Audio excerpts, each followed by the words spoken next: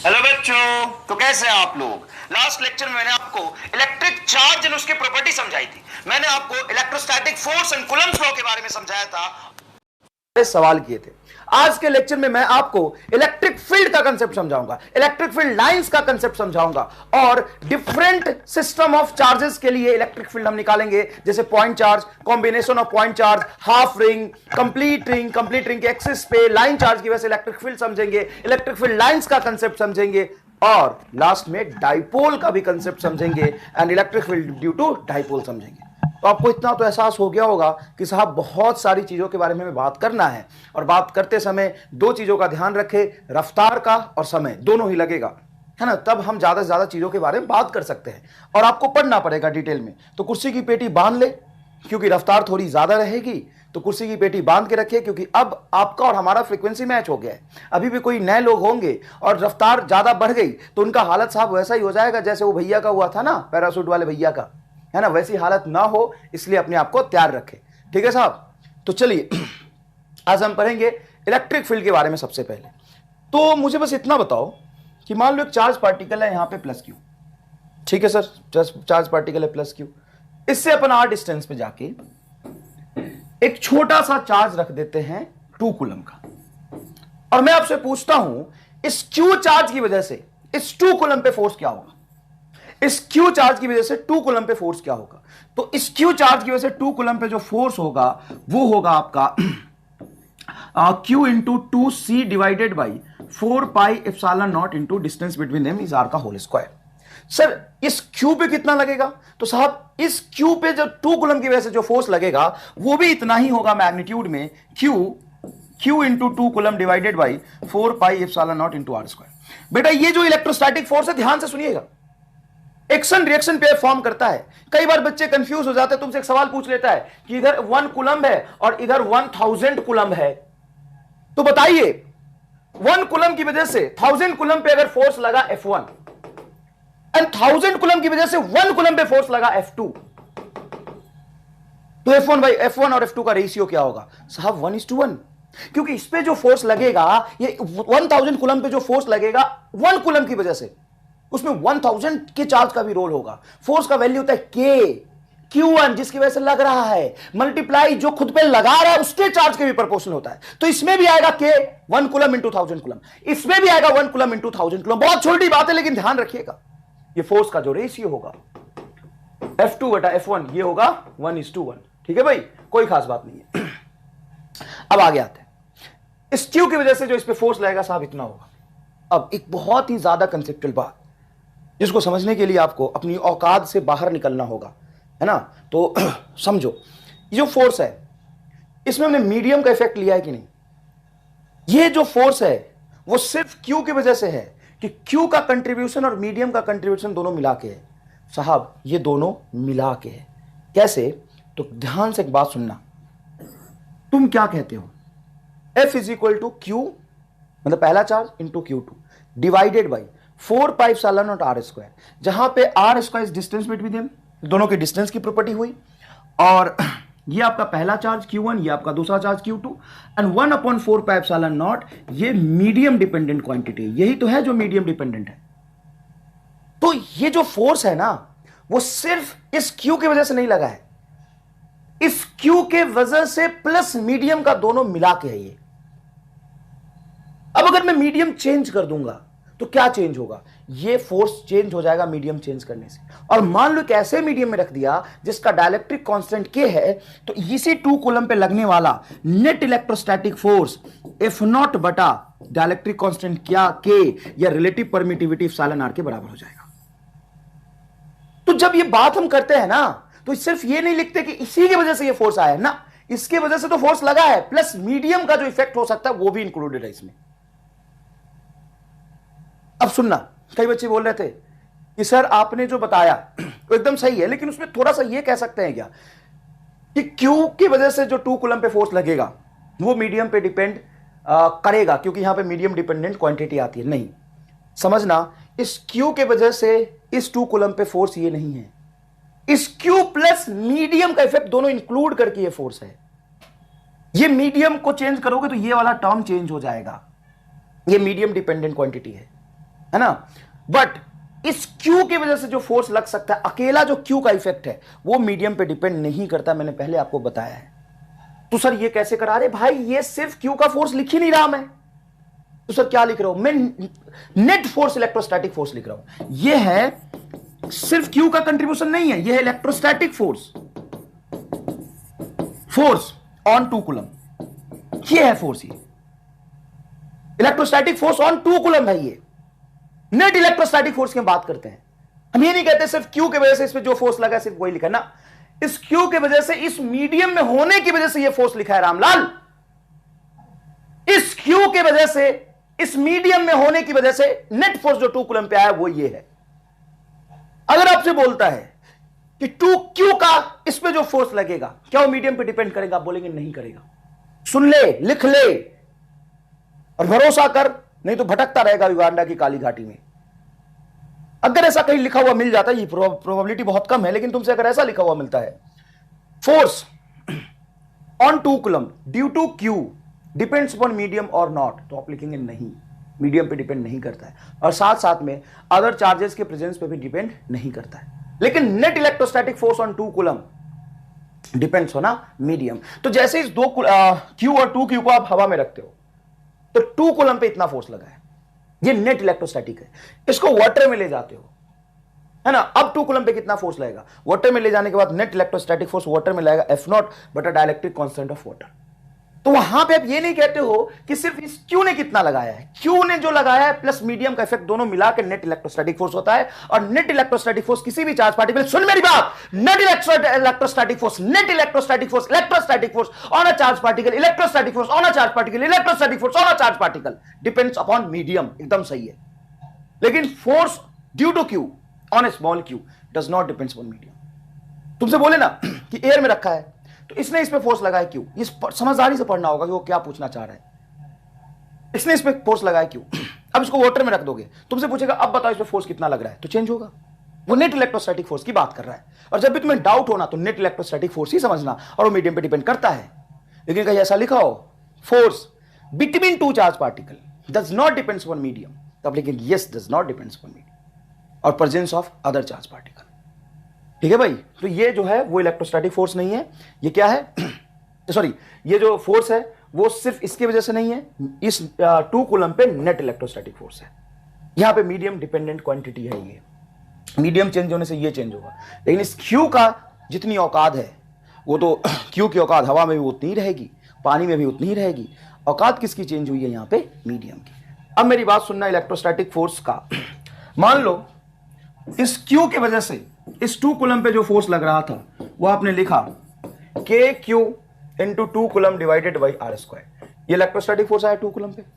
अब मान लो मैं 10 कूलम पे फोर्स लिखना चाहता हूं, तो इस Q की वजह से साहब 10 कूलम पे जो फोर्स आएगा वो कितना है, तो F is equal to KQ into 10 coulomb divided by R²।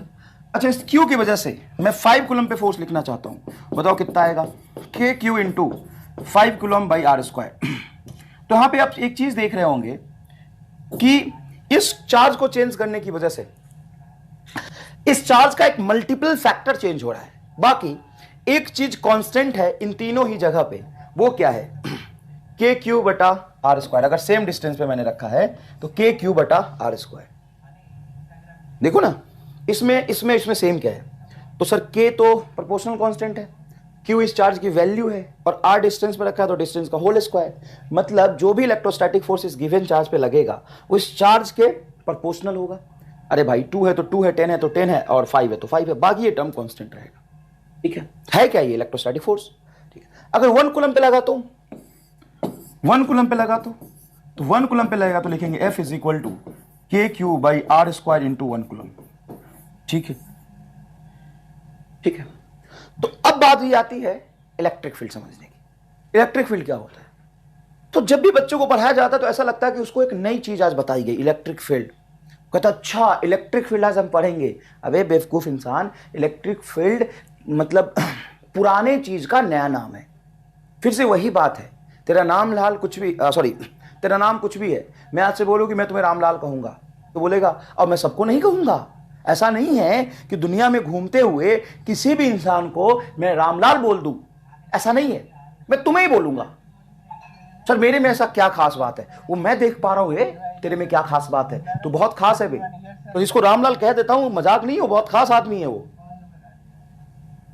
सुनना ध्यान से, इलेक्ट्रोस्टैटिक फोर्स समझ आया? हाँ, दो चार्जेस के बीच में फोर्स लगता है, तो किसी क्यू चार्ज पे जो फोर्स लग रहा होगा, किसी दूसरे क्यू चार्ज का वजह से नेट फोर्स जो लग रहा होगा, नेट इलेक्ट्रोस्टैटिक फोर्स में लिखते हैं। भले ही बोलते हैं इसके क्यू के वजह से क्रिएट हुआ, लेकिन वो नेट इलेक्ट्रोस्टैटिक फोर्स है। क्यू और मीडियम का दोनों का इफेक्ट लिखते हैं, एप्सिलॉन नॉट मीडियम का इफेक्ट होता है, उसकी वजह से जो इस पे फोर्स लगता है होता है सर के क्यू इंटू ये चार्ज बटा डिस्टेंस का होल स्क्वायर। ठीक है, अब उसी फोर्स को मैं इलेक्ट्रिक फील्ड बोल दूं तो फोर्स को इलेक्ट्रिक फील्ड बोलते हैं। हाँ, लेकिन सबको नहीं बोलते हैं। किसको बोलते हैं? जो 1 कूलम पे फोर्स लगता है।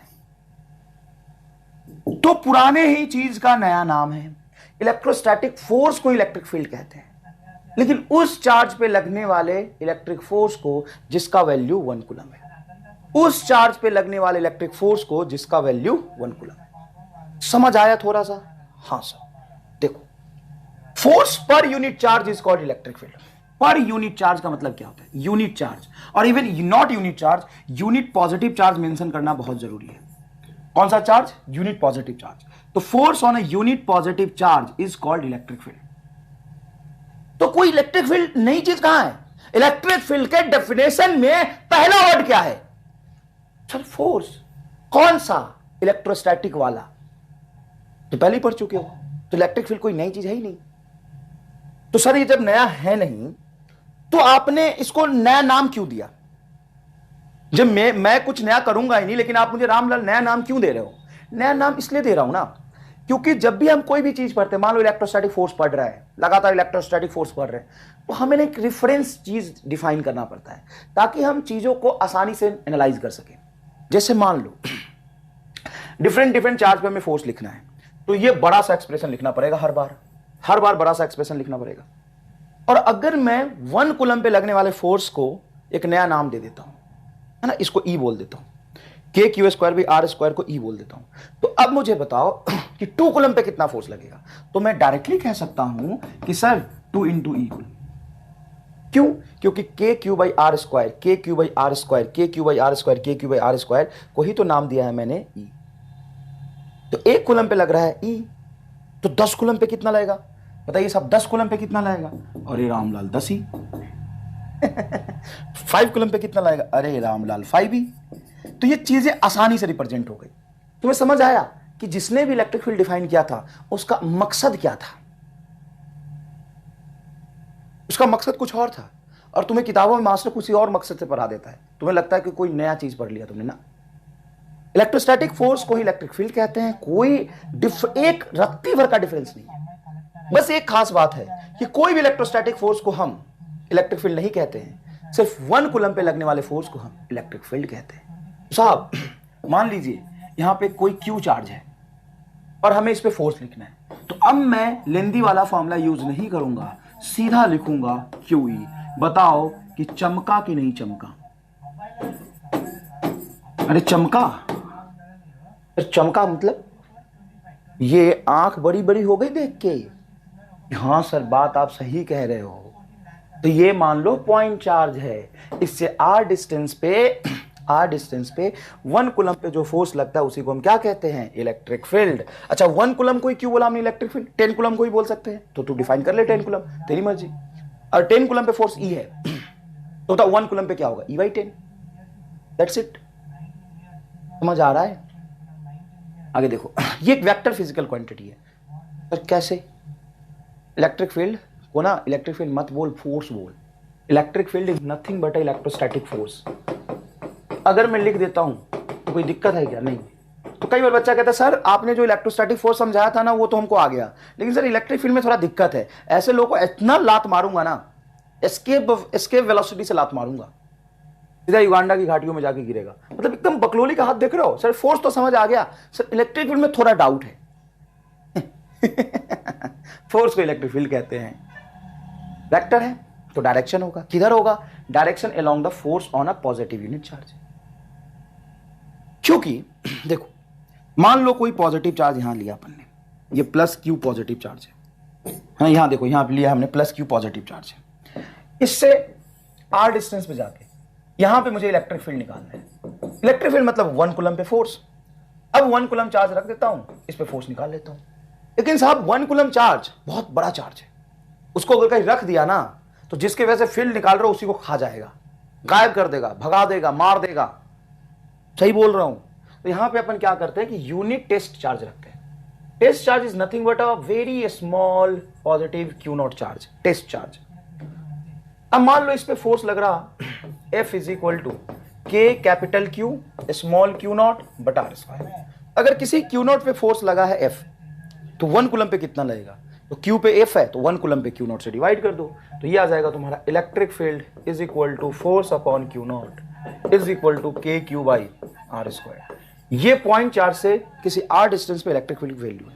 इसका डायरेक्शन किधर होगा? तो हम कोई भी चार्ज नहीं रखते, स्मॉल पॉजिटिव चार्ज रखते, तो प्लस क्यू इस प्लस क्यू को क्या करेगा? रिपेल। तो इलेक्ट्रिक फील्ड इससे प्लस क्यू से बाहर की तरफ होगा।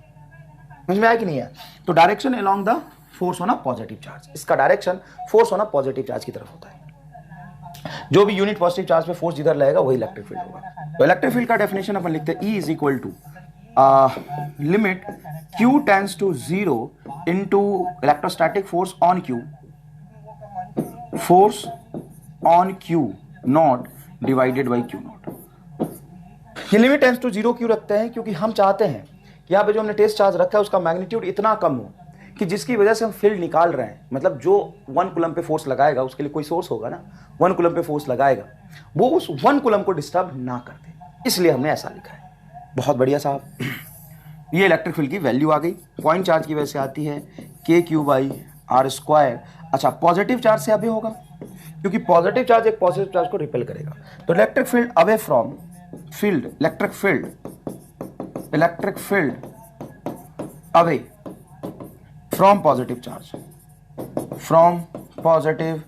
charge and towards negative charge। ये बहुत आसान सी बात है क्योंकि इलेक्ट्रिक फील्ड नेगेटिव चार्ज की तरफ होगा, है ना। तो ये इन्होंने बहुत गलत किया है यहाँ मेरे साथ, कोई दिक्कत नहीं है, अपन कर लेंगे। इलेक्ट्रिक फील्ड इधर होगा साहब, इलेक्ट्रिक फील्ड इधर होगा, इलेक्ट्रिक फील्ड इधर होगा। Consider red one. Oh sir ना ना ना ना ना, इलेक्ट्रिक फील्ड इधर होगा। निगेटिव चार्ज है तो इलेक्ट्रिक फील्ड इसकी तरफ होगा, इलेक्ट्रिक फील्ड इसके तरफ होगा, निगेटिव चार्ज है तो। और पॉजिटिव चार्ज है तो इलेक्ट्रिक फील्ड इससे दूर होगा। देखिए इलेक्ट्रिक फील्ड रुक जा रहे,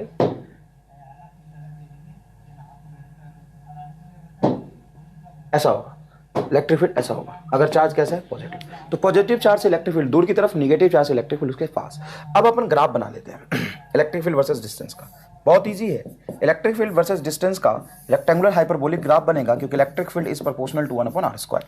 जैसे जैसे डिस्टेंस बढ़ाते जाएंगे electric field inversely proportional to R square होगा। अब यहाँ पे सिस्टम ऑफ पॉइंट चार्ज की वजह से इलेक्ट्रिक फील्ड देखेंगे। तो साहब ये देखिएगा प्लीज, यहाँ पे 3 electric field due to system of point charge. यहाँ पे 3 हमने सिस्टम बनाए हैं। प्लस क्यू है, ये भी प्लस क्यू है, मैं यहाँ पे प्लस क्यू लिख देता हूँ, है ना।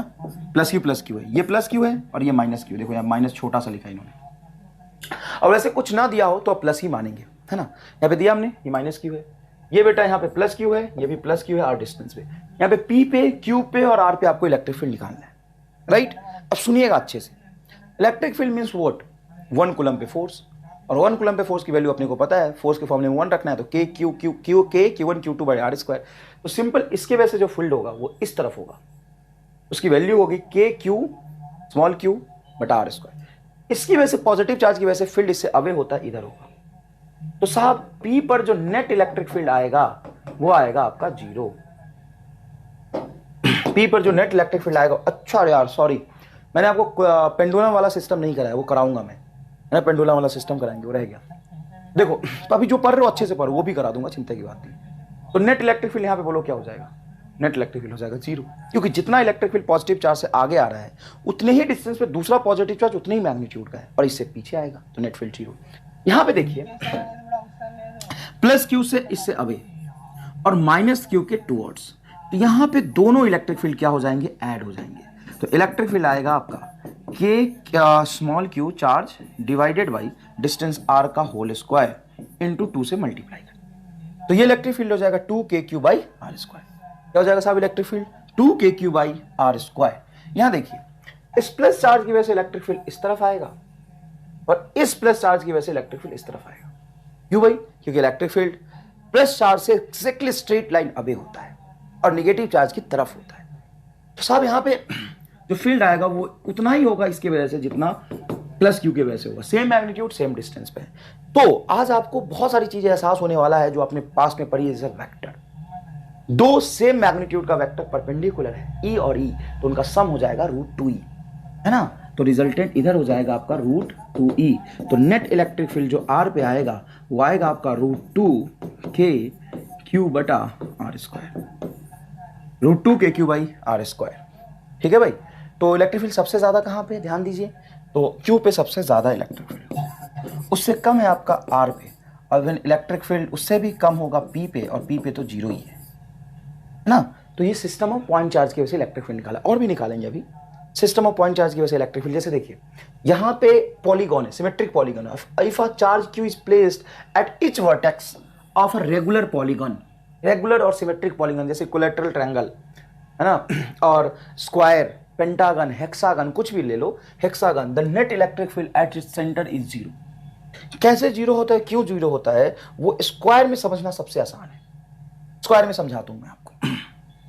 मान लीजिए यहां पे देखिए ध्यान से, ये स्मॉल क्यू है, ठीक है सर, सेंटर से डिस्टेंस जितना ही इस कॉर्नर से होगा उतना ही इस वर्टेक्स से होगा, उतना इस वर्टेक्स से होगा, उतना इस वर्टेक्स से होगा।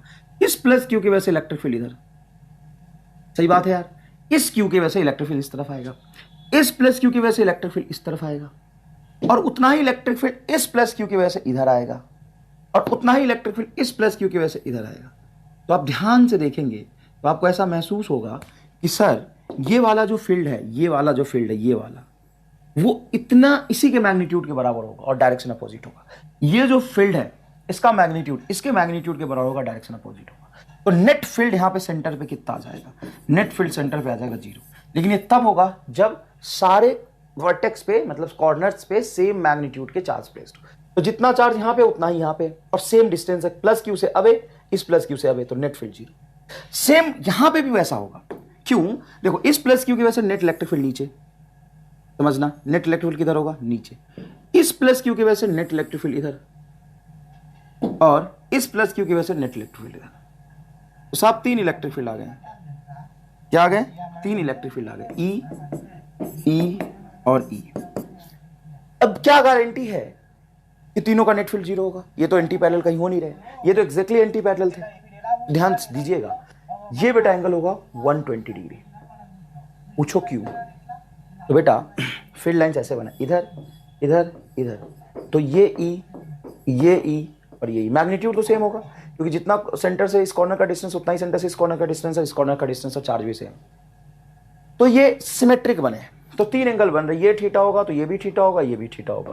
तो बस इतना बताओ मुझे, theta plus theta plus theta 360, तो थीटा इज इक्वल टू 120। और 120 डिग्री पे दो वैसे वेक्टर का सम जिनका मैग्नीट्यूड सेम है, 120 डिग्री पे दो ऐसे वेक्टर का सम जिनका मैग्नीट्यूड सेम है, तो रिजल्टेंट भी मैग्नीट्यूड वेक्टर के मैग्नीट्यूड के बराबर आएगा।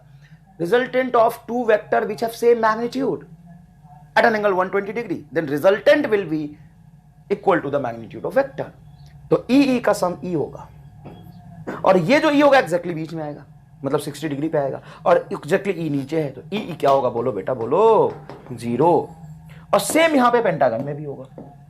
यहां पे देखना थोड़ा और मुश्किल है, लेकिन आप सिमेट्रिसिटी का कंसेप्ट यूज कर सकते हैं। हेक्सागोनल पे दिखाना बहुत आसान है, हेक्सागोनल पे मैं दिखाना चाहूं तो बहुत आसान है। कैसे आसान है, देखिए यहां पे हेक्सागोनल पे आसान कैसे, देख, सेंटर पे इसके वजह से इलेक्ट्रिक फील्ड इधर होगा, और उतना ही इलेक्ट्रिक फील्ड इसके वजह से इधर होगा सेंटर पे, तो बोल नेट कैंसिल हो जाएगा। इसके वजह से इधर होगा, और उतना ही इसके वजह से इधर होगा, इसके वजह से आगे होगा, और उतना ही इसके वजह से पीछे होगा। ले अब नेट बता, क्या ये वाला इलेक्ट्रिक फील्ड इसको कैंसिल करेगा, ये वाला इलेक्ट्रिक फील्ड इसको कैंसिल करेगा, ये वाला इलेक्ट्रिक फील्ड इसको कैंसिल करेगा?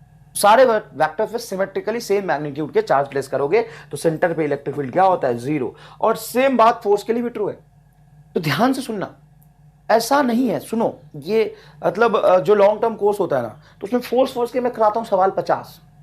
इलेक्ट्रोस्टैट में जब पढ़ाना शुरू करता हूं तो 50 सवाल कराते हैं, 4 दिन लगता है पढ़ाने में, 50 सवाल से ज्यादा कराते हैं। और 50 सवाल करा के सर क्या फायदा होगा? फायदा ये होगा कि मैंने पढ़ाया फोर्स, तुम समझना फील्ड। जितने पॉसिबल क्वेश्चन इलेक्ट्रिक फील्ड पे बन सकते हैं, उतने ही पॉसिबल क्वेश्चंस फोर्स पे बनते हैं। तो कैसे? रामलाल फिर वही अटका है, फोर्स ही फील्ड है, फील्ड ही फोर्स है, नाम चेंज करा है, गंगाधर ही शक्तिमान है, शक्तिमान ही गंगाधर है। ले वही बात हो गई ना, शक्तिमान ही गंगाधर है, गंगाधर ही शक्तिमान है, वो वाली बात हो गई। फोर्स ही फील्ड है, फील्ड ही फोर्स है, तो सवाल बना ले, चाहे फोर्स में बना या फील्ड में बना, एक ही बात है।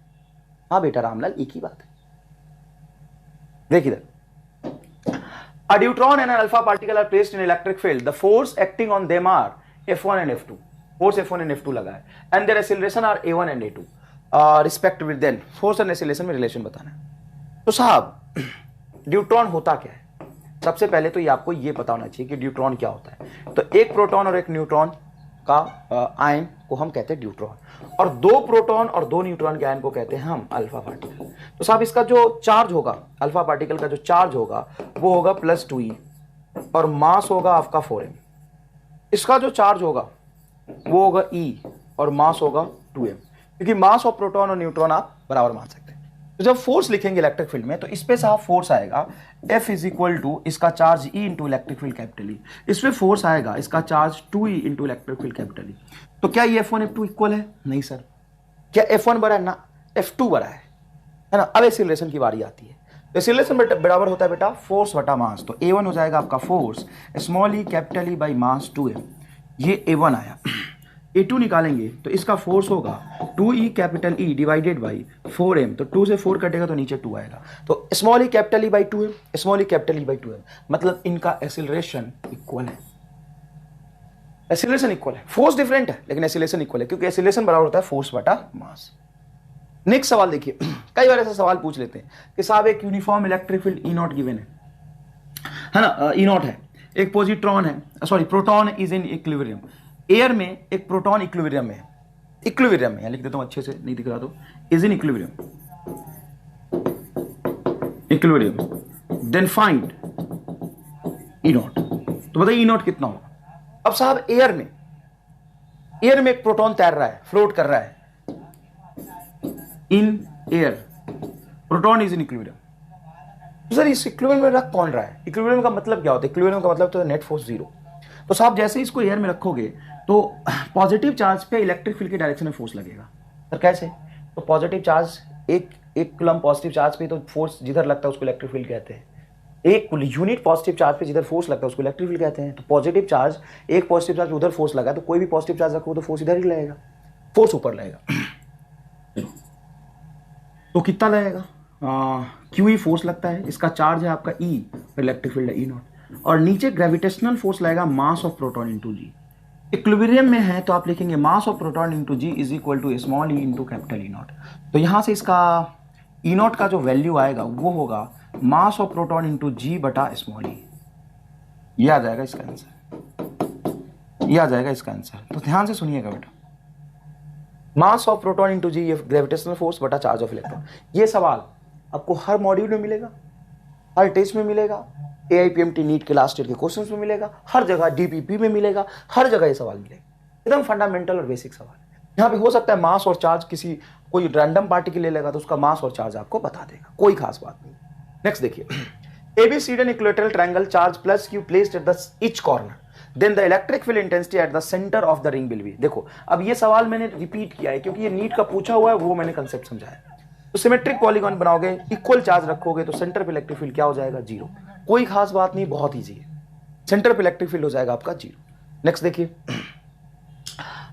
अ charge +Q placed at the centre of square. एक चार्ज को सेंटर ऑफ द स्क्वायर पे हमने प्लेस किया है, चार्ज को सेंटर ऑफ द स्क्वायर पे हमने प्लेस किया। चलो +Q चार्ज को सेंटर ऑफ द स्क्वायर पे रख दिया। अब ये क्या कह रहा है? The electric field intensity due to the charge at a corner of this square is E1।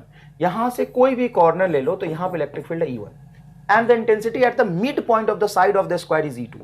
midpoint of the side of the square is E2। कहीं भी ले लो, midpoint of the side of square, किसी एक ही positive charge से r distance पे कहीं भी चले जाओ इलेक्ट्रिक फील्ड सेम होगा। देखो मान लो यहाँ पॉजिटिव चार्ज है, r डिस्टेंस पे यहाँ इलेक्ट्रिक फील्ड होगा KQ/R², यहाँ हो KQ/R², यहाँ हो KQ/R², अंदर जाओ KQ/R², यहाँ हो KQ/R², यहाँ नीचे यहाँ हो KQ/R²।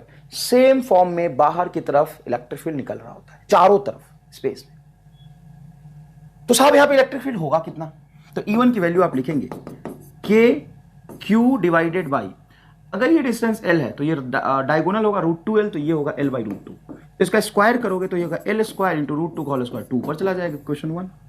और इक्वेशन 2 इलेक्ट्रिक फील्ड यहां पे लिखोगे तो ये L है, तो साहब ये हो जाएगा आपका L/2, तो ये हो जाएगा 4KQ² सॉरी KQ/L स्क्वायर। ये इक्वेशन 2 डिवाइड करोगे तो मुझे ऐसा महसूस हो रहा है कि KQ/L² से KQ/L² कैंसिल होगा, 2/4 मतलब 1/2, तो E1/E2 इज इक्वल टू आ जाएगा 1/2। This is a correct answer. E1/E2 is equal to 1/2। ये है साहब आपका सही जवाब। नेक्स्ट देखिए, ये बहुत बढ़िया सवाल है, बच्चे इसमें कंफ्यूज हो जाते हैं, लेकिन है नहीं, बहुत आसान है। देखिए मैं आपको बताता हूं। ये कह रहा कि एक स्क्वायर लिया, मुझे पता है सवाल क्या कह रहा है कि स्क्वायर लिया, कॉर्नर पे 3 पॉजिटिव चार्ज रख दिए, +Q, -Q एंड +Q। ये बेटा -Q है और ये +Q है, ये +Q है।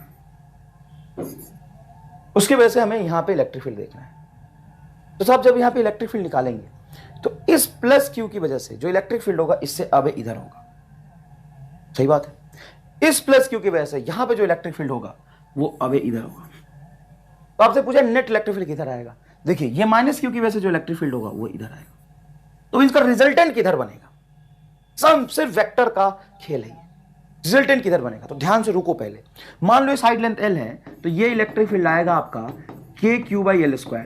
इस पॉजिटिव चार्ज की वजह से इस पॉजिटिव चार्ज से अब ऊपर आएगा KQ/L², उस पॉजिटिव चार्ज से इधर आएगा बेटा KQ/L², उस -Q चार्ज से, -Q देख लो, उस -Q चार्ज से इसकी तरफ आएगा और ये आएगा आपका KQ/√2L का होल स्क्वायर, मतलब ये बनेगा KQ/2L²। और साहब जब आप KQ/L² और KQ/L² का सम लेंगे रिजल्टेंट, तो इधर आएगा √2KQ/L²। तो ये रिजल्टेंट ज्यादा है और ये कम है, मतलब देख KQ/2L² आया है, KQ/L² का आधा, और यहां पे √2KQ/L², मतलब ये बाहर की तरफ आएगा फील्ड। ये -Q के वजह से इसकी तरफ आया है, लेकिन इस +Q का अवे, उस +Q का अवे, उनका दोनों का रिजल्टेंट जो इधर है, इधर है, इसको जोड़ के जो इधर फील्ड आया है उसकी वैल्यू इससे ज्यादा है। तो साहब ज्यादा है तो है, तो इधर होगा, किधर होगा, OB की तरफ होगा। इलेक्ट्रिक फील्ड लाइंस किधर होगा, OB के तरफ होगा। एक सवाल और यहां पे देख लीजिए, कंफ्यूज मत होइएगा। मान लीजिए कि मैं एक स्क्वायर बना देता हूं, यहां पे +Q, यहां पे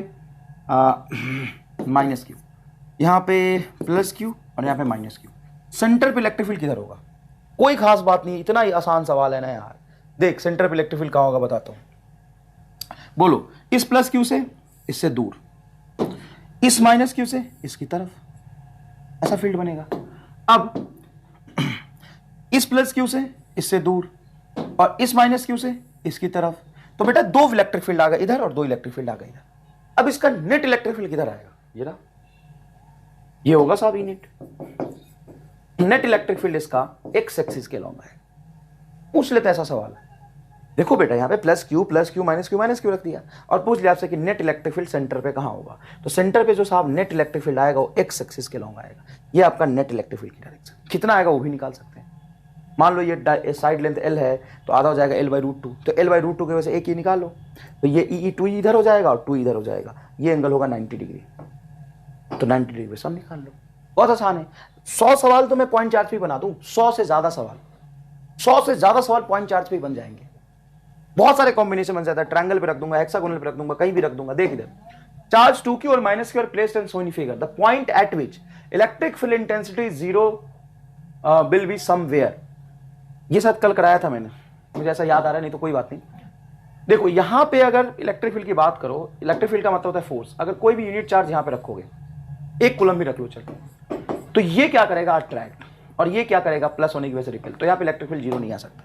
और यहां पे कहीं पे रखोगे तो भी इलेक्ट्रिक फील्ड 0 नहीं आएगा, नॉन 0 आएगा। क्यों? क्योंकि 2Q से डिस्टेंस कम है, चार्ज ज्यादा डिस्टेंस कम है, और इससे चार्ज कम और डिस्टेंस ज्यादा तो फील्ड कम हो जाएगा। तो कहीं ना कहीं 2Q से इस तरफ आएगा, तो on the left of -Q से इस तरफ आएगा, इस तरफ इलेक्ट्रिक फील्ड 0 होगा। कहां पे होगा ये आपको निकालना आता है।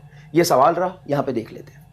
2 चार्ज E and 3, देखो बेटा एक चार्ज है E और एक चार्ज है आपका 3, 2 चार्ज है, पॉजिटिव निगेटिव तो नहीं है ना, नहीं, सिंपल है। ये E और साहब ये है 3, R placed at a distance small r, at a distance small r, then the distance of point where the electric field will be 0.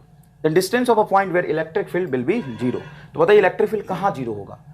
तो बहुत आसान है, मैंने कंसेप्ट आपको सिखा दिया। जहां पे फोर्स जीरो होगा तो कोई भी क्यू चार्ज को कहाँ रखें, कोई भी क्यू चार्ज को कहाँ रखें ताकि उस पर फील्ड जीरो हो? तो सर एक्स डिस्टेंस पे रखेंगे, यहाँ पे फील्ड जीरो होगा। सेम फॉर्मूला वही चिपका रहा है, इसलिए मैंने बोला था फॉर्मूला बहुत इंपॉर्टेंट है। ग्रेविटेशन में लगाया, इलेक्ट्रोस्टैटिक फोर्स के कंसेप्ट में लगाया, और इलेक्ट्रिक फील्ड में भी यही लगाऊंगा, न्यूट्रल पॉइंट के लिए भी यही लगाऊंगा। Neutral point is a point where electric field is zero. तो k is equal to R divided by, बोलो कितना टाइम ज्यादा है? रूट n की वैल्यू यहाँ पे रख देंगे 3, रूट अंडर 3 प्लस 1। मतलब तुम कैलकुलेट क्या करोगे, एक लाइन लिखो वही आंसर है, और कई बार यूज हुआ है तो इसको याद रखेंगे अपन। r divided by root 3 plus 1 कहाँ से? तो ई चार्ज से लिखो। r डिवाइडेड 1 प्लस रूट 3 ये भी सही हो सकता है, लेकिन गलत होगा क्योंकि 3 से पूछा है। ये अपन ई से निकाला है। Second one is correct, second one is correct, ठीक है। अब सेकेंड वन इज तो करेक्ट है, लेकिन हमें इसका एक और थ्योरी पढ़ना चाहिए। कौन सा? कि मान लीजिए कोई चार्ज है क्यू यहाँ पे, और r डिस्टेंस पे कोई चार्ज है माइनस एन क्यू। तो अब इलेक्ट्रिक फील्ड कहाँ जीरो होगा? तो दोनों चार्ज सेम नेचर का हो तो electric field somewhere between zero होता है, बिटवीन द चार्जेस जीरो होता है, somewhere between the charges. If nature of charge is identical, plus plus or minus minus, then electric field will be zero somewhere between the charges. लेकिन अगर एक plus एक minus है या दूसरा minus पहला प्लस हो तो इलेक्ट्रिक फील्ड भी zero outside the region of charges, और वो outside the region of charges smaller charge से इधर होगा। तो कहीं ना कहीं यहां पे इलेक्ट्रिक फील्ड आपका जीरो होगा, और वो डिस्टेंस कितना होगा जहां पे इलेक्ट्रिक फील्ड जीरो है? वो डिस्टेंस होगा साहब x is equal to R बटा x is equal to R बटा रूट एन माइनस 1। ये रहा रूट एन माइनस 1, ये लेंथ आएगा, और इस चार्ज से इस तरफ आएगा। x is equal to R divided by root N minus 1। तो मैंने 4 बार पढ़ा दिया इसको, 4 बार पढ़ा दिया साहब। देखिए यहां पे, इधर देखिए, ये बोला है कि 6 point charges place at the vertex of hexagonal. देखो ये पॉइंट चार्ज के सिस्टम से vertex of hexagonal, vertex of square, vertex of equilateral triangle के n नंबर ऑफ सवाल बनते हैं, लेकिन आप उतनी रफ्तार में आराम से कर पाएंगे। और मैं सवाल का वेरिएशन आपको बहुत ज्यादा करा रहा हूं, ध्यान से देखिएगा। चलिए देखिए, माइनस क्यू से इलेक्ट्रिक फील्ड इसकी तरफ होगा, पक्की बात है? हाँ सर। और इस प्लस क्यू से इसकी तरफ हो, इससे अवे होगा तो इधर आएगा इलेक्ट्रिक फील्ड। यहां पे प्लस क्यू से इससे अवे, और माइनस क्यू की वजह से इसी की तरफ आएगा। यहां से प्लस क्यू से इससे अवे, और माइनस क्यू की वजह से इसी की तरफ आएगा। ये इलेक्ट्रिक फील्ड का पैटर्न बनेगा। अब अगर आप किसी भी एक चार्ज की वजह से इलेक्ट्रिक फील्ड को कहते हैं ई, किसी भी एक चार्ज की वजह से सेंटर पे इलेक्ट्रिक फील्ड को कहते हैं ई, तो ये हो जाएगा आपका 2e। अब आपका ये हो जाएगा 2e, और ये होगा 2e, और ये होगा 2e। और किसी भी 2e के बीच में एंगल होगा 60 डिग्री। सर ये कैसे? तो हेक्सागोनल के सेंटर पे 6 इक्वल पार्ट बन रहे, 1 2 3 4 5 6। टोटल एंगल कितने पार्ट्स में डिवाइडेड है? 6 पार्ट में, तो 60 होगा। तो ये साहब इधर है 2e, ये इधर है 2e, और इधर है 2e। 120 डिग्री पे सेम मैग्नीट्यूड वाले वेक्टर का सम मैग्नीट्यूड ऑफ वेक्टर के इक्वल होता है। तो 2e और 2e का सम क्या होगा? 2e। तो साहब ये 2e और 2e, अरे 2e बनेगा 2e इज 2e, तो 2e plus 2e is 4e। तो नेट इलेक्ट्रिक फील्ड, क्योंकि ये 120 का रिजल्टेंट 60 डिग्री पे बीच में आएगा, तो साहब ये हो जाएगा 4e। तो 4 और 1 की वजह से इलेक्ट्रिक फील्ड निकालेंगे। तो साहब यहाँ पे ध्यान से देखिएगा, ये एक बहुत इंपॉर्टेंट कंसेप्ट है कि साइड लेंथ 1 मीटर दिया है, तो ये अगर 1 मीटर है तो ये भी 1 मीटर होगा, ये भी 1 मीटर होगा, क्योंकि एक कोलेटरल ट्रायंगल बन जाता है, एंगल 60 होता है। ये 60 है, ये भी 60, ये भी 60, साइड लेंथ ये भी 1 मीटर होगा। तो यहाँ पे जब आप इलेक्ट्रिक फील्ड निकालेंगे तो कहेंगे कि के को रख लो 1/4 पाई epsilon not, 1/4 pi epsilon not into Q, charge तो क्यू है, डिवाइडेड बाई 1 मीटर का होल स्क्वायर, ये आएगा। 4 से 4 कैंसिल कर दोगे तो क्यू बटा pi epsilon not is a correct answer. Q बटा pi epsilon not is a correct answer. अब देखो ये कितना बड़ा सिस्टम बनाया, और जवाब इलेक्ट्रिक फील्ड का सिंपल, क्यू बटा पाई एप्सिलॉन होता है ऐसा, क्यू बटा pi epsilon not is a correct answer. अब साहब अपन बात कर लेते हैं थोड़ा सा इलेक्ट्रिक फील्ड लाइंस के बारे में। इलेक्ट्रिक फील्ड लाइंस की प्रॉपर्टी पे सवाल फ्रीक्वेंटली पूछे जाते हैं, तो आइए बात करते हैं।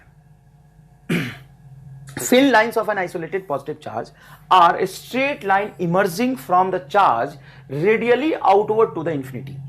Radially outward to the infinity. एक पॉजिटिव चार्ज की वजह से जो इलेक्ट्रिक फील्ड का पैटर्न बनता है वो radially outward to the infinity बनता है।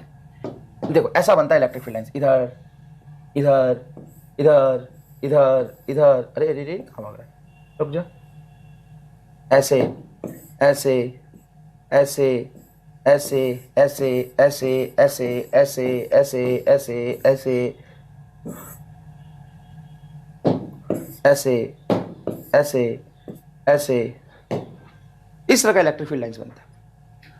और ये सिर्फ आपको प्लेन में नहीं निकल रहा है, 3 डायमेंशनल स्पेस में निकल रहा है। जैसे तुमने स्पाइक देखा होगा ना, वो कांटे निकले होते हैं बॉल में चारों तरफ से, ऐसा इलेक्ट्रिक फील्ड लाइंस निकला होता है। तो this is example of uniform electric field और नॉन यूनिफॉर्म इलेक्ट्रिक फील्ड। साहब ये नॉन यूनिफॉर्म इलेक्ट्रिक फील्ड है। क्यों sir non uniform electric field क्यों है?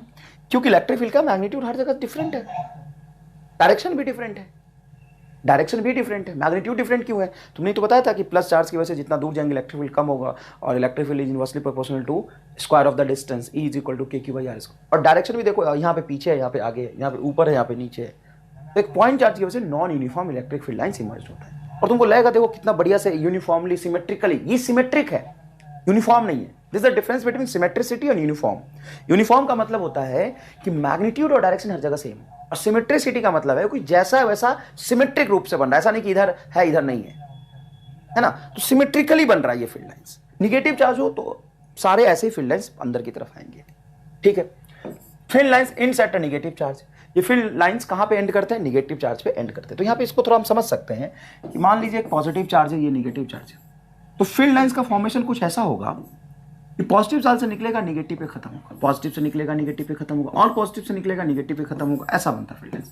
और हमेशा पॉजिटिव से चार्ज इलेक्ट्रिक फील्ड लाइंस निकलता रहेगा, यहाँ पे नेगेटिव पे खत्म होता रहेगा।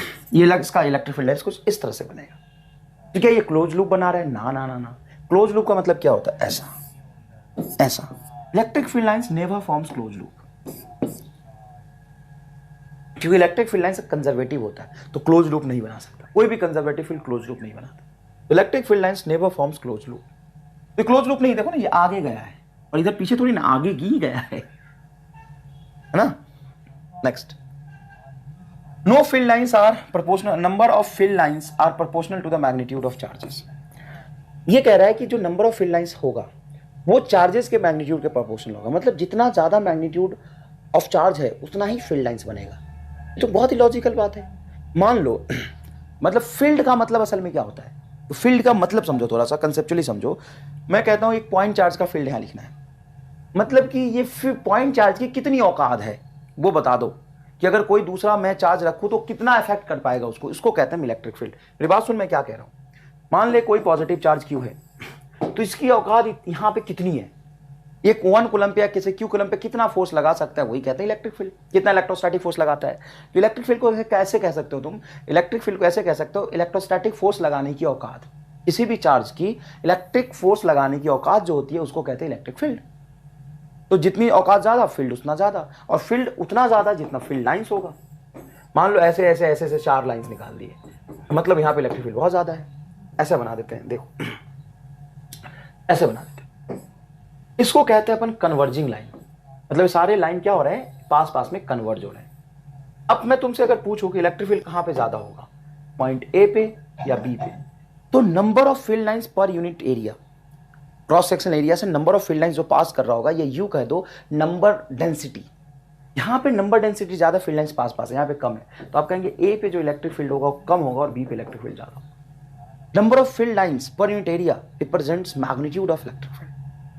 सब यहाँ पे इलेक्ट्रिक फील्ड ज्यादा होगा। दूसरी बात, जितनी ज्यादा मैग्नीट्यूड ऑफ चार्ज होगा फील्ड लाइंस उतना ज्यादा होगा। 1 कूलम से जो फील्ड लाइंस निकलता है आप यहाँ पे लिख सकते हो, number of field lines, number of field lines is proportional to charge. और आपको पता है प्रोपोर्शनल कांस्टेंट क्या आ जाता है, number of electric field lines is equal to q बटा epsilon not. Number of electric field lines is equal to q बटा एप्सिलॉन नॉट, ये आएगा। Number of electric field lines is equal to q बटा epsilon not. और 1 coulomb charge है, उसे कितने field lines निकल रहे होंगे। एप्सिलॉन नॉट की वैल्यू आपको पता है 8.85 इंटू 10⁻⁻12 होता है। ये नीचे -12 जब ऊपर जाएगा तो +12 हो जाएगा, नीचे वाला -12 ऊपर जाएगा तो +12 हो जाएगा। +12 का मतलब होगा मिलियंस ऑफ मिलियंस। 2 मिलियन नहीं होता, millions of million. Millions of million का मिलियन का भी मिलियन गुना 10⁻+12। ठीक है साहब, चलिए next. They never forms close loop, अभी समझाया मैंने, they never forms close loop. Next, always perpendicular to the conductor, ये मैं समझाता हूँ। कंडक्टर इसके हमेशा परपेंडिकुलर होता है। इसका कारण बस इतना सा, ये मैं इलेक्ट्रोस्टैट ऑफ कंडक्टर में डिटेल में पढ़ाऊंगा, लेकिन अभी इलेक्ट्रिक फील्ड पढ़ रहे हैं तो याद रखिएगा। Electric field inside isolated conductor is zero. किसी भी आइसोलेटेड कंडक्टर जो किसी बैटरी से किसी चीज से कनेक्टेड नहीं है, उसके अंदर इलेक्ट्रिक फील्ड जीरो होता है। बच्चा यहाँ पे गलत समझ लेता है और कहता है कि सर इलेक्ट्रिक फील्ड हमेशा कंडक्टर के अंदर जीरो होता है क्या? ना, इलेक्ट्रिक फील्ड हमेशा कंडक्टर के अंदर जीरो नहीं होता है। इलेक्ट्रिक फील्ड साहब जीरो होता है आइसोलेटेड कंडक्टर के अंदर। कोई भी आइसोलेटेड कंडक्टर लोगे उसके अंदर इलेक्ट्रिक फील्ड जीरो है। मैं से मान लो कि तुमने एक ऐसा कंडक्टर लिया, उसके अंदर इलेक्ट्रिक फील्ड जीरो होना चाहिए। इलेक्ट्रिक फील्ड जीरो, अगर तुम मान लो इस डायरेक्शन में इलेक्ट्रिक फील्ड ले लेते हो तो इसके दो कंपोनेंट आएंगे, एक परपेंडिकुलर, एक मतलब सरफेस के जस्ट टेंजेंशियल। तो ऐसा हो ही नहीं सकता कि इलेक्ट्रिक फील्ड के सरफेस पे टेंजेंशियल डायरेक्शन में इलेक्ट्रिक फील्ड हो जाए। इलेक्ट्रिक फील्ड जो होता है कंडक्टर के अंदर जीरो होता है और सरफेस पे परपेंडिकुलर होगा। तो ये टेढ़ा भी नहीं ले सकते, ये भी गलत है। एक्जैक्टली परपेंडिकुलर होना चाहिए, क्योंकि टेढ़ा लोगे तो कोई ना कोई कंपोनेंट टेंजेंशियल डायरेक्शन में आ जाएगा। Electric field on the surface of conductor is always perpendicular.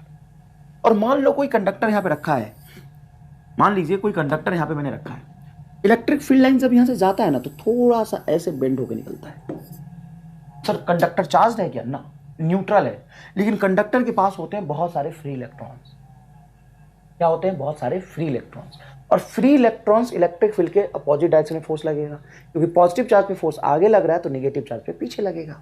तो यहाँ पे अगर कोई इलेक्ट्रिक फील्ड के रीजन में रख दोगे तो कंडक्टर के इलेक्ट्रॉन्स इलेक्ट्रिक फील्ड के अपोजिट डायरेक्शन भाग के यहाँ पे आ जाते हैं।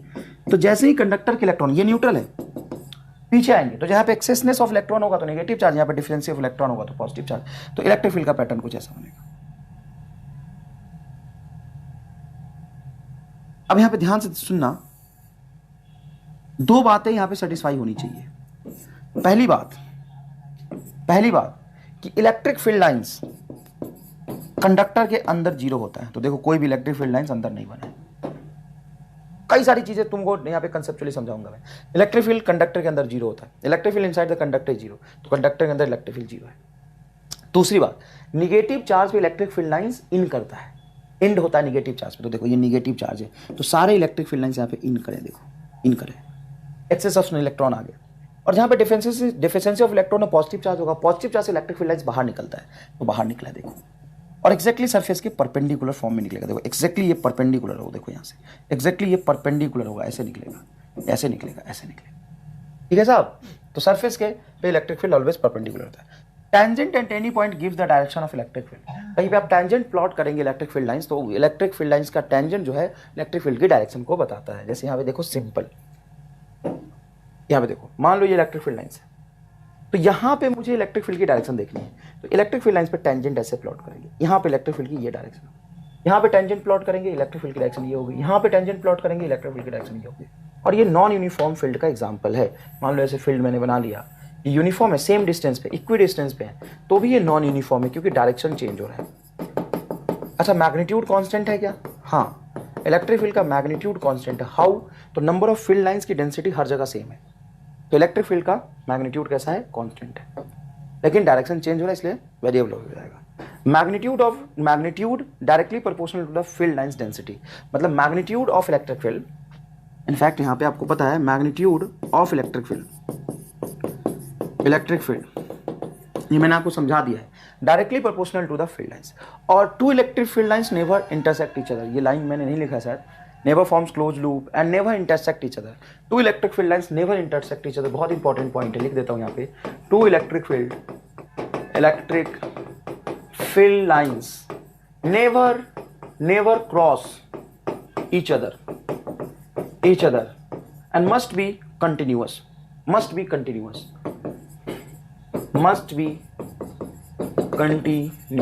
है ना। इलेक्ट्रिक फील्ड लाइंस, दो इलेक्ट्रिक फील्ड लाइंस एक दूसरे को कट नहीं करते हैं, और मस्ट बी कंटिन्यूअस। कंटिन्यूअस का मतलब ये होता है बेटा कि ऐसा इलेक्ट्रिक फील्ड लाइंस कहीं पॉसिबल नहीं है। क्यों? तो यहाँ पे इलेक्ट्रिक फील्ड यहाँ नहीं है, यहाँ नहीं है, ऐसा नहीं होता। इलेक्ट्रिक फील्ड लाइंस कंटिन्यूअस होता है। अच्छा, ये भी इलेक्ट्रिक फील्ड लाइंस पॉसिबल नहीं है।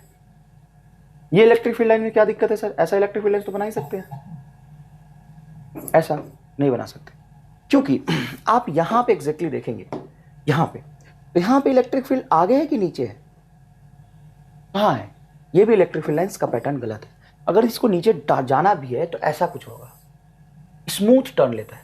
Electric field lines must be continuous, ये इलेक्ट्रिक फील्ड लाइन सही है।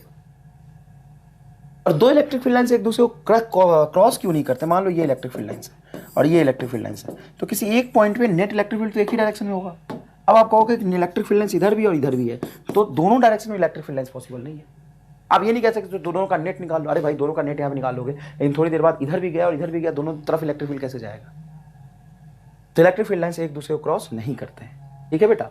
तो ये सही है आपका, लेकिन ये इलेक्ट्रिक फील्ड लाइंस गलत है। अच्छा इधर देखिए, कभी ऐसा इलेक्ट्रिक फील्ड बना दे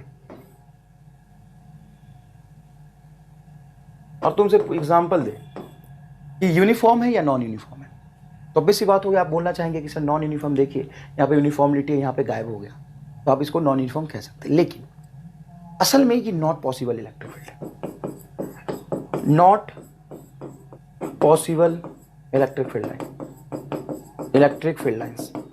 ध्यान से सुनना मैं जो बता रहा हूं, अगर तुमने not possible electric field lines नहीं दिया हुआ है तो आप उसको नॉन यूनिफॉर्म बोल लेना, लेकिन ये लॉजिकली गलत है। नॉन यूनिफॉर्म फील्ड लाइंस कह सकते हो, फील्ड लाइंस कह सकते हैं, लेकिन अगर वो दिया हो कि नॉट पॉसिबल है तो नॉट पॉसिबल ही आंसर जाएगा। क्यों, मैं आपको अच्छे से समझाता हूं। ये इलेक्ट्रिक फील्ड लाइंस डिसकंटिन्यूअस है, आप ऐसा नहीं बना सकते। अगर तुम्हें यहाँ पे इलेक्ट्रिक फील्ड लाइंस कम दिखाना है, यहाँ पे इलेक्ट्रिक फील्ड लाइंस कम दिखाना है तो कुछ ऐसे बनाओ, यहाँ पे कम दिखाना है उधर ज्यादा दिखाना है, मतलब कैसे बनाओगे यार। यहाँ पे एक बीच में लाइन गायब कर दिया, बीच में एक लाइन ही गायब है, तो इस रीजन में फील्ड नहीं है, यहाँ पे ज्यादा फील्ड है यहाँ पे कम फील्ड है, ऐसा कैसे बनाएगा। कोई भी ऐसा पैटर्न चार्ज का नहीं होगा जो ऐसा फील्ड क्रिएट कर सके, है ना। तो इस तरह का फील्ड लाइंस नहीं है पॉसिबल। देखो ना ऐसे, अगर बीच में इलेक्ट्रिक फील्ड नहीं है, कम है, तो कुछ ऐसा बनेगा फील्ड। देखो मैं बना के दिखाता हूं, देखो ऐसा ऐसा बनेगा ना यार, ये एक फील्ड लाइंस का पैटर्न हुआ। यहाँ पे कम है, देखो कम है, यहाँ पे ऐसा बनेगा, यहाँ पे कम है, यहाँ पे ज्यादा है, इसको ऐसे दिखा सकते हैं, लेकिन ऐसे नहीं बना सकते, बीच में गायब नहीं कर सकते। ये डिसकंटिन्यूटी का एक्सप्लेनेशन है, डिसकंटिन्यूअस है यहाँ पे फील्ड लाइंस, और इलेक्ट्रिक फील्ड लाइंस कभी भी डिसकंटिन्यूअस नहीं हो सकता, not possible electric field lines है। और देखिए मान लीजिए पॉजिटिव एंड पॉजिटिव चार्ज रख दिया, तो पॉजिटिव एंड नेगेटिव तो एक दूसरे को अट्रैक्ट करते हैं, तो इसका फील्ड लाइंस यहाँ से निकला यहाँ पे जाए, लेकिन यहाँ पे फील्ड लाइंस निकलेगा और सेम नेचर का निकलेगा, तो एक दूसरे को रिपेल करेंगे ये, तो कुछ इस तरह का फील्ड लाइंस का पैटर्न बनेगा। इधर तो आराम से यूनिफॉर्म बन जाएगा, ऐसा ऐसा बनेगा, यहाँ ऐसा बनेगा। तो सेम नेचर के इलेक्ट्रिक फील्ड लाइंस एक दूसरे पे प्रेशर अप्लाई करते हैं और उनको कंप्रेस करते, रिपेल करते हैं ऐसे, पॉजिटिव पॉजिटिव का इलेक्ट्रिक फील्ड। वहीं पॉजिटिव नेगेटिव होता तो यहाँ से फील्ड लाइंस निकल के यहाँ चला जाता। आइए अब सवाल करते हैं कुछ। Electric fields of force in a region are proposed as shown in a figure, and then we can conclude that electric field is uniform or non-uniform। देख भाई मेरे, ये इलेक्ट्रिक फील्ड नॉन यूनिफॉर्म है, और क्यों है ये तो रीजन जानता है, क्यों है ये रीजन जानता है। क्यों है साहब non uniform, sir non uniform इसलिए क्योंकि इसका डायरेक्शन बदल रहा है। बहुत यूनिफॉर्म है ये क्या होता है भाई, बहुत यूनिफॉर्म है नॉन यूनिफॉर्म, ऐसा कौन सा इलेक्ट्रिक फील्ड लाइंस है जो बहुत यूनिफॉर्म है नॉन यूनिफॉर्म हो जाएगा। नेक्स्ट देखो, ये आईटी का पूछा हुआ सवाल है और नीट में भी कई बार पूछा जा चुका है। एक पॉजिटिव प्लेट से निगेटिव प्लेट की तरफ यूनिफॉर्म इलेक्ट्रिक फील्ड चल रहा है, तो बीच में कंडक्टर रख दिया तो फील्ड लाइंस कैसा बनेगा। तो मैंने दो चीजें आपको बताई थी कि कंडक्टर के अंदर फील्ड लाइंस होता है 0, ये हो गया गलत। देखो अंदर फील्ड लाइंस बना लिया, और कंडक्टर के सरफेस पे फील्ड लाइंस होता है परपेंडिकुलर, देखो ये रेडियल टेढ़ा बना लिया। कंडक्टर के सरफेस पे इलेक्ट्रिक, देखो ये रहा इलेक्ट्रिक फील्ड, देखो एक्जैक्टली परपेंडिकुलर, देखना यहाँ पे एक्जैक्टली परपेंडिकुलर है, देख परपेंडिकुलर, और इधर माइनस पे इन करा और यहाँ पे प्लस पे बाहर आ गया, ये फील्ड लाइंस सही है। और यहाँ पे एक्जैक्टली परपेंडिकुलर तो है, लेकिन ये फील्ड लाइंस थोड़ा सा निगेटिव चार्ज आने से अट्रैक्ट होगी, ये गलत है, सीधा नहीं जा सकता। थोड़ा सा कंडक्टर का ही होता है तो इलेक्ट्रिक फील्ड लाइंस बेंड होकर उसके पास से निकलता है, क्योंकि कंडक्टर के पास होता है फ्री इलेक्ट्रॉन्स, फ्री इलेक्ट्रॉन्स थोड़ा सा सेपरेट हो जाता है, क्योंकि फ्री इलेक्ट्रॉन्स पे इलेक्ट्रिक फील्ड के अपोजिट डायरेक्शन में फोर्स लगता है, फ्री इलेक्ट्रॉन पे अपोजिट डायरेक्शन में फोर्स लगता है, इसीलिए। ठीक है साहब, नेक्स्ट देखिए, an electron released on the axis of positively charge ring at a large distance from the centre will be. बहुत बढ़िया सवाल है, समझिएगा। एक पॉजिटिवली चार्ज रिंग लिया है ना, पॉजिटिवली चार्ज रिंग ले लिया। अब इस पॉजिटिव चार्ज रिंग के एक्सिस पे किसी भी इलेक्ट्रॉन को लार्ज डिस्टेंस पे रख के छोड़ दिया, तो सारे पॉजिटिव चार्ज की वजह से नेट इलेक्ट्रिक फील्ड इधर आएगा, मैं बताऊंगा आपको, एक्सिस के लॉन्ग आता है। एकदम एकदम नेट इलेक्ट्रिक फील्ड जो पूरे रिंग का आएगा एक्सिस के लॉन्ग आएगा। अब ये एक्सिस के लॉन्ग इलेक्ट्रिक फील्ड को रखकर इलेक्ट्रॉन को रखोगे तो फोर्स पीछे लगेगा। और ऐसे भी देख सकते हो, ये पॉजिटिव चार्ज इधर खींचेगा, ये इधर खींचेगा तो नेट बीच में आएगा, ये पॉजिटिव चार्ज अपनी तरफ इधर खींचेगा, ये इधर खींचेगा तो नेट बीच में आएगा, तो नेट फोर्स इधर आएगा। तो इसके वजह से ये भागता हुआ electric field net force, electric field तो आगे है तो निगेटिव चार्ज फोर्स पीछे आएगा, तो भागता हुआ यहाँ आएगा। और जब भागता हुआ आएगा एक्सीलरेटेड होकर आएगा तो वेलोसिटी गेन कर चुका होगा। वेलोसिटी गेन कर चुका होगा तो यहाँ पे इक्विलिब्रियम पे रुकेगा नहीं, पीछे भाग जाएगा। जैसे पीछे भाग जाएगा तो सारे पॉजिटिव चार्ज को फिर से इधर खींचेंगे, फोर्स लगाएंगे, तो इसके अलाउंग ये ऑसिलेट करेगा। तो क्या सिंपल हार्मोनिक मोशन होगा? नहीं, ये SHM नहीं होगा, ये do not periodic motion, do oscillatory motion, not move, do oscillatory motion, ये ऑसिलेट करेगा, ऑसिलेट करेगा, लेकिन ये SHM नहीं होगा क्योंकि लार्ज डिस्टेंस से छोड़ा है। बहुत स्मॉल डिस्टेंस से छोड़ोगे तो ये ऐसे ऑसिलेट करेगा। कराऊंगा इसके ऑसिलेशन का टाइम पीरियड भी कराऊंगा, ये इधर ऐसे ऑसिलेट करेगा। लेकिन लार्ज डिस्टेंस से छोड़ोगे तो सिंपल ये SHM नहीं करेगा, सिंपल ऑसिलेशन करेगा। ये देखो figure shows the electric field lines due to charge Q1 and Q2। तो इसका कंक्लूजन बताएं तो ध्यान से देखिएगा, यहाँ से Q1 है और यहाँ से सारे फील्ड लाइंस बाहर निकल रहे हैं, एक भी फील्ड लाइंस अंदर नहीं है, मतलब ये पॉजिटिव। और यहाँ से भी सारे फील्ड लाइंस बाहर निकल रहे हैं, मतलब ये भी पॉजिटिव है। तो Q1 and Q2 both are positive, right, both are positive. लेकिन एक बात यहाँ पे और पूछते हैं जो यहाँ पे मिसिंग है कि magnitude of electric field lines, तो सॉरी मैग्नीट्यूड ऑफ चार्ज। तो जिस चार्ज से जितने ज़्यादा फील्ड लाइंस निकल रहे होंगे उसका मैग्नीट्यूड उतना ज़्यादा होगा। यहाँ से देखिए Q1 से ये फील्ड लाइंस 1 2 3 4 5 6 7 8 9 10 11 और 11 लाइन निकल रहा है। और यहाँ पे देखो 1 2 3 4 5 6 7, अरे यार पक्की बात है Q1 ज़्यादा होगा Q2 से। मतलब ये भी सही हो गया कि Q1 ज़्यादा होगा Q2 से। तो Q1 Q2 दोनों पॉजिटिव क्योंकि दोनों से फील्ड लाइंस बाहर निकले हैं, और जितने ज़्यादा फील्ड लाइंस निकलेंगे चार्ज का मैग्नीट्यूड उतना ज़्यादा होगा। तो आंसर जाएगा साहब बोथ 2 and 3, बोथ 2 and 3। यहाँ पे देखिए मैंने ये सवाल आपको करा दिया है वैसे। यहाँ पे देखिए ये नॉन यूनिफॉर्म फील्ड है, यहाँ पे X है, यहाँ पे Y है। देखो यहाँ पे नंबर डेंसिटी और यहाँ पे नंबर डेंसिटी में फ़र्क है। यहाँ पे X पे इलेक्ट्रिक फील्ड ज़्यादा होगा Y के कंपेयर में। अगर तुम्हें इसमें थोड़ा दिखने में डाउट आ रहा है, थोड़ा सा कन्फ्यूजन लग रहा है, तो सवाल का पूछने का मकसद ही इन्हें एक डायग्राम ने ख़राब कर दिया है। कोई दिक्कत नहीं है, अपन यहाँ पे एक दूसरा डायग्राम बना के आपको बता देते हैं इलेक्ट्रिक फील्ड इसने कैसा बनाया। ऐसा बनाया साहब इलेक्ट्रिक, नहीं ऐसा तो नहीं बनाया था सर, इलेक्ट्रिक फील्ड ऐसा बनाया था,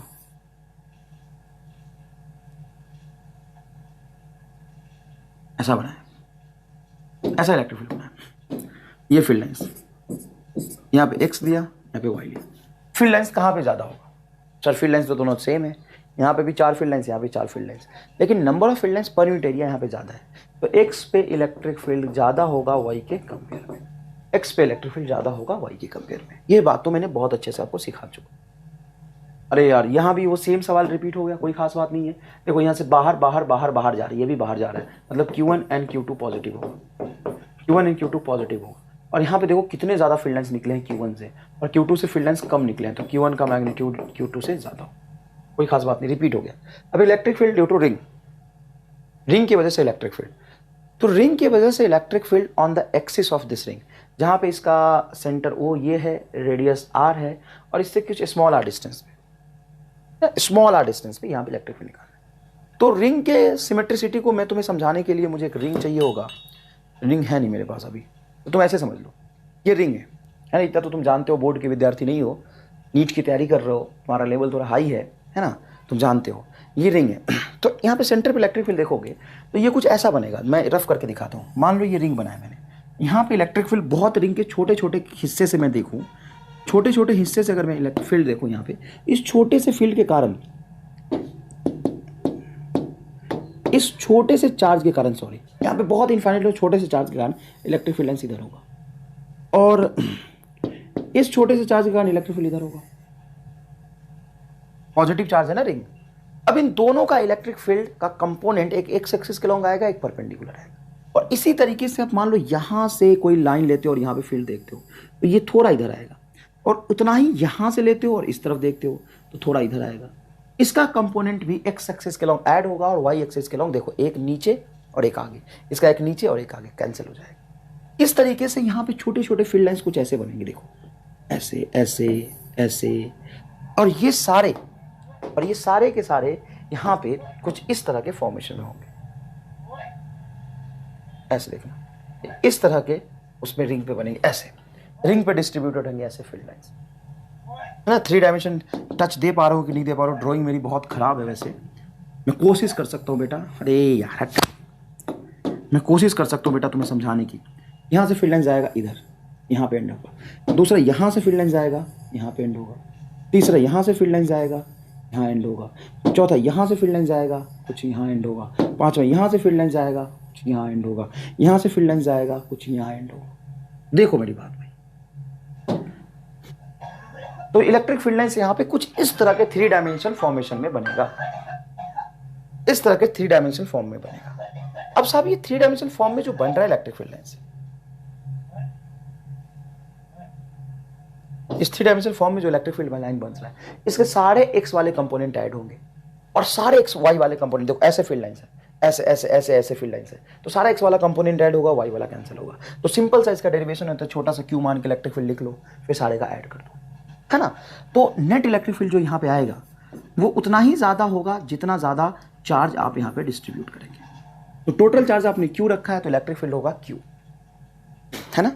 तो और इलेक्ट्रिक फील्ड में आप जानते हैं के तो आता ही है, तो के क्यू आर, जितनी ज्यादा डिस्टेंस पे जाएंगे उससे अबे, और इलेक्ट्रिक फील्ड लाइंस का कंपोनेंट एक्स एक्स सब ऐड हो गया तो आगे की तरफ आएगा। तो के क्यू आर आप लिखेंगे इलेक्ट्रिक फील्ड यहाँ पे k Q R divided by capital r का whole square plus small r का होल स्क्वायर पावर 3/2, ये इलेक्ट्रिक फील्ड आया।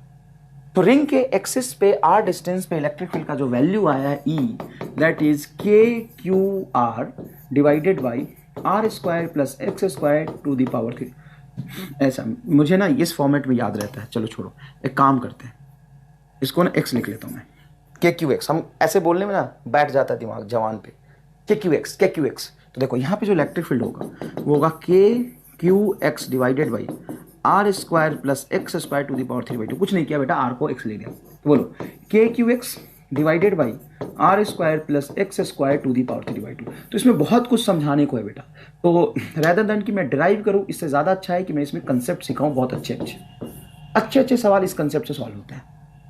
रिंग के इलेक्ट्रिक फील्ड के एक्सप्रेशन से अच्छे सवाल कैसे सॉल्व होते हैं अभी बताऊंगा मैं, ठीक है।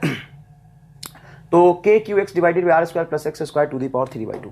अगर एग्जैक्टली मैं सेंटर पे इलेक्ट्रिक फील्ड निकालूं, जहां पे एक्स को मैं 0 रख देता हूं, एग्जैक्टली सेंटर पे, तो आप जानते हो सिमेट्रिकली चार्ज पॉलीगॉन ही तो है ये रिंग पूरा का पूरा। तो सेंटर पे इलेक्ट्रिक फील्ड हर चार्ज की वजह से कैंसिल हो जाएगा, नेट 0 आएगा। तो एक्स को 0 रखने से सेंटर पे इलेक्ट्रिक फील्ड 0 आना चाहिए।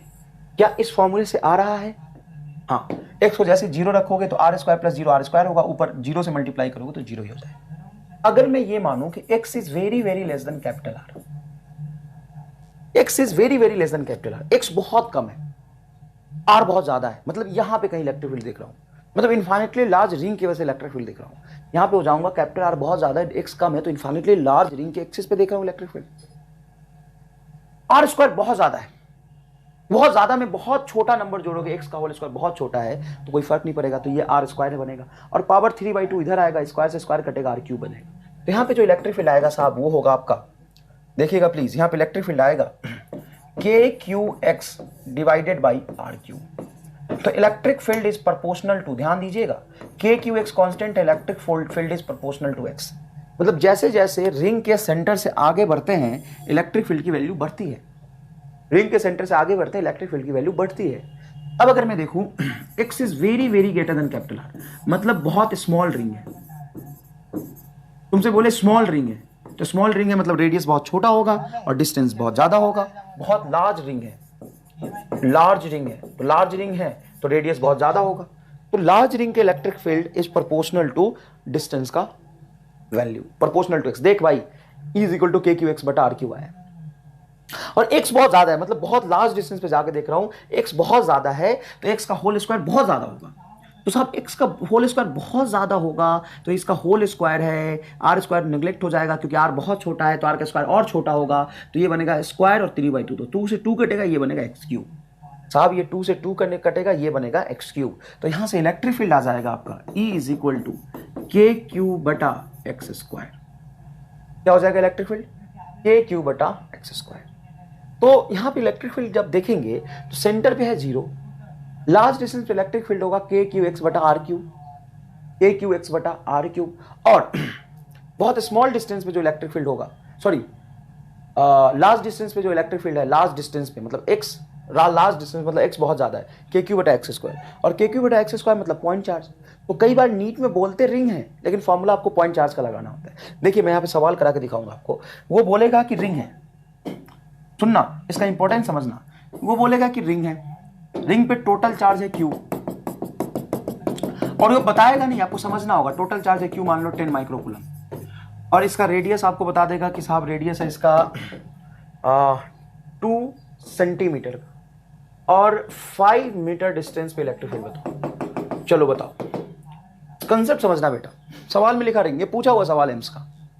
उसने लिखा है कि रिंग है, उसने लिखा कि एक रिंग है, और रिंग पे चार्ज है साहब 10 माइक्रोकूलम, 2 सेंटीमीटर उसका रेडियस है, और आपको 5 मीटर पे इलेक्ट्रिक फील्ड निकालना है। पता है इलेक्ट्रिक फील्ड क्या लिखेंगे आप? इलेक्ट्रिक फील्ड लिखेंगे के क्यू बटा 5 मीटर का होल स्क्वायर। ये आंसर है।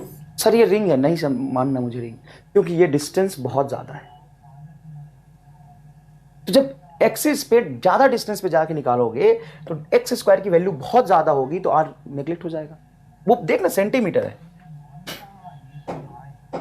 देखना ये सेंटीमीटर है और ये मीटर में है, तो सेंटीमीटर का होल स्क्वायर करोगे तो और कम हो जाएगा, और ये मीटर इससे 100 गुना कम है, ये तो 100 गुना से ज्यादा ही कम है, 5 है वो 2 है, तो नेग्लेक्ट कर देंगे इसको।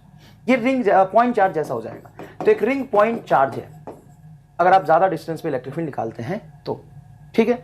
अब जाते हैं इन्फिनिटी पे। अगर एक्स की वैल्यू इन्फाइनेटली लार्ज है तो वहां पे इलेक्ट्रिक फील्ड क्या हो जाएगा? 0। तो बहुत ही जबरदस्त इलेक्ट्रिक फील्ड का नेचर है। अगर एक्स 0 है तो बोलो इलेक्ट्रिक फील्ड क्या हो जाएगा? 0, केस नंबर 1।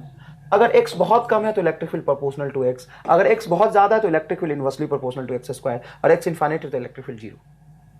तो अगर मैं इसका ग्राफ बनाऊं इलेक्ट्रिक फील्ड वर्सेस डिस्टेंस का, तो बताओ कैसा ग्राफ बनेगा? इलेक्ट्रिक फील्ड वर्सेस डिस्टेंस का ग्राफ कैसा बनेगा? तो सेंटर पे तो इलेक्ट्रिक फील्ड है 0, और जैसे जैसे x बढ़ाओगे इलेक्ट्रिक फील्ड बढ़ेगा। जब x की वैल्यू बहुत छोटी है, देखना भाई x बहुत छोटा है, तो electric field proportional to x, मतलब स्ट्रेट लाइन ग्राफ बनेगा। और अगर x की वैल्यू बहुत बड़ी है, छोटी नहीं मतलब कंपेरेबल नहीं, बहुत छोटी है, तो स्ट्रेट लाइन ग्राफ बनेगा। और बहुत बड़ी है तो electric field inversely proportional to X square, point charge जैसा बिहेव करेगा। लेकिन कब करेगा? जब x बहुत बड़ा है, छोटा वैल्यू पे नहीं, x बहुत बड़ा है मतलब बहुत लार्ज डिस्टेंस पे यहां आ जाएंगे, तो electric field inversely proportional to X square होगा। तो हमने x और r के कंपेरेबल वैल्यू पे बात नहीं करी। x बहुत छोटा है तो डायरेक्टली प्रोपोर्शनल टू x, और x बहुत छोटा है तो electric field directly proportional to 1/x square. तो कंपेरेबल वैल्यू पे क्या करेंगे? तो ये दो ग्राफ का एंड मिल गया। तो बीच में सीधा स्ट्रेट लाइन से नहीं मिला सकते, क्योंकि electric field directly proportional to x नहीं होगा। x जब थोड़ा बड़ा हो जाएगा तो x बहुत छोटा है तभी ये सही है, x बहुत छोटा है तभी ये सही है। अगर x थोड़ा बड़ा होगा तो ये रिलेशन स्ट्रेट लाइन वाला पॉसिबल नहीं होगा। फिर ये लगाएंगे, फिर ये लगाएंगे, तो इलेक्ट्रिक फील्ड का ग्राफ कुछ ऐसा बनेगा, ऐसा बनेगा। ये इलेक्ट्रिक फील्ड का ग्राफ बना है रिंग की वजह से। इलेक्ट्रिक फील्ड की जो मैक्सिमम वैल्यू होती है बेटा, वो यहां पे मैक्सिमम होगा, और वो एग्जैक्टली होता है x is equal to radius बटा √2 पे। तो at r by √2 electric field will be maximum. तो साहब इसमें बहुत सारी बातें हो गई, लेकिन सबसे ज्यादा इंपॉर्टेंट बात यहां पे दो ही है। इलेक्ट्रिक फील्ड का एक्सप्रेशन रिंग के एक्स एक्सिस पे डिस्टेंस पे, और दूसरा कि इलेक्ट्रिक फील्ड मैक्सिमम कहां पे होगा। ये आपको समझने की जरूरत नहीं है, तो मैंने बना दिया, मिट भी नहीं रहा मेरे से। एक तरीका है मिटाने का, एक जब कुछ ना हो पाए ना तो एक जबरदस्त तरीका है मेरे पास।